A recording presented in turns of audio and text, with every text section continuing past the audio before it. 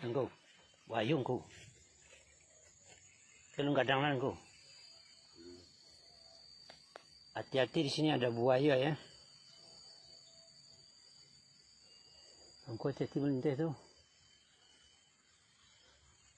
Ini Mana? ini potong kau balik ini Ah, tu ada buaya. Ini ini nak. Dia ragu tadi mah.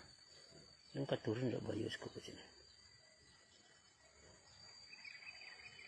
Ini mumbu. Hah? Ini mumbu nak balik. Tidak bisa memang sekau kadang kau. Kalau kadang lah nak.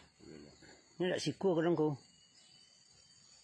Berarti perairan Gurun Panjang ini ada buaya.